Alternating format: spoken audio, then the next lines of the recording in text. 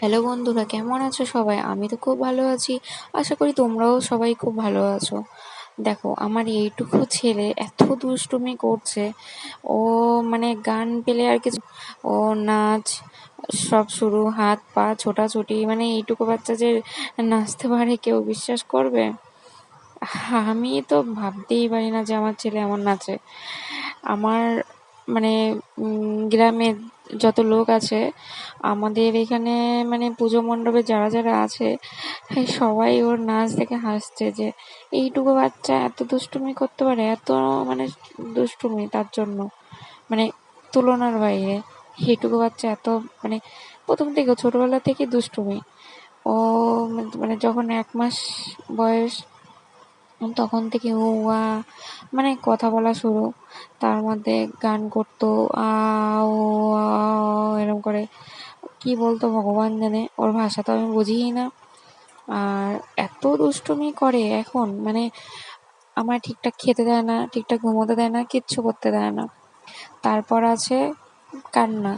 রাত্রি 2টো 3টের সময় উঠে উঠে কান্না।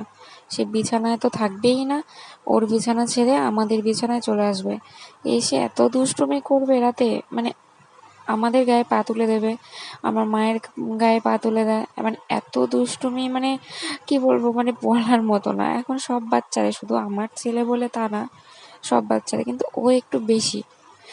এবার বড় হলে জানি না, সবাই বলে 6 মাস বয়স হোক তারপর ঠিক হয়ে যাবে। আমি 6 মাসের ওয়েটের জন্য আছি, এখন ওর বয়স 4 মাস। আমি তাই ভাবছি কি করব ওকে নিয়ে। 4 মাস 5 মাস পড়বে। হ্যাঁ, তাই ভাবছি যে এইটুকু বাচ্চা নিয়ে আমি কি করব। তাই ভেবেই আমি, আমার মাথায় আসে না যে এত দুষ্টুমি, এইটুকু অবস্থা, তাহলে বড় হলে কি করব।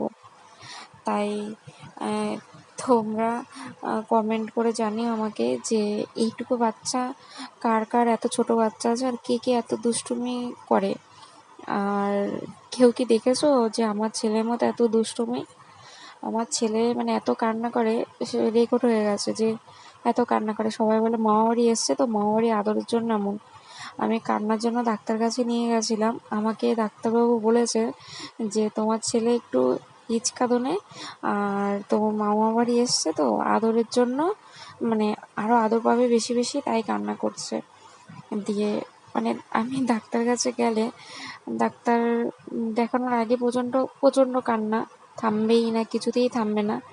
যখনই দেখানো হয়ে যায় কান্না চুপ, ও ঘুমিয়ে পড়ে। তাই ডাক্তাররা ওর চালাকি বুঝতে পেরে গেছে। তাই ডাক্তাররা ওকে বলে যে তোমার ছেলে খুব চালাক, কারণ দেখো, দেখানোর আগে এত কান্না করবে, আর দেখানো হয়ে গেলে কোনো কান্না নেই, ঘুমিয়ে পড়ে। ও এত কান্না করে বলে আমাকে ডাক্তার দেখাতে আমি যতবারই গেছি, তখন স্যার বলে যে ওকে একটু প্যারাসিটামল খাইয়ে নাও, তাহলে কান্নাটা থামবে। কিন্তু ওইটুকু টাইমও আমি দেখানোর পর ওষুধটা নিয়ে যে ওকে খাওয়াবো, সেইটুকু টাইমও আমাকে দেয় না, কারণ ঘুমিয়ে পড়ে। আমি কোনোদিন ওকে সেইভাবে ওষুধ খাওয়াতে পারিনি। আর আরেকটা কথা হলো, আমি যখনই যাই ডাক্তার দেখাতে, আমি আমার মানে নাম্বার যদি দেরিতে থাকে, আমার সেখানে সবার আগে আমি দেখিয়ে চলে আসি, কারণ আমার ছেলে এতটাই কান্না করে যে ওইখানে কাউকে ঠিক থাকতে দেয় না, তার জন্য আমি চলে আসি। তাই আমার ছেলে কদিন আগে একটু শরীর খারাপ হয়েছিল, আর ডাক্তার দেখাতে গেছি। তাই মানে এখন খুব মানে সাবধানে রাখছি, কারণ সবে ঠান্ডা পড়ছে, এবার ভয় লাগছে যদি একটু বেশি ঠান্ডা লেগে যায় তার জন্য। আর এত দুষ্টুমি করে, এত ঘামে, মানে এইটুকু বাচ্চা কেউ বুঝতেই পারে না যে এত ঘামে। তাই তোমাদের সবাইকে বলছি আমার ছেলেকে আশীর্বাদ করবে, ও যেন ভালো থাকে, আর ভিডিওটা শেয়ার করে দেবে, সাবস্ক্রাইব করে দেবে।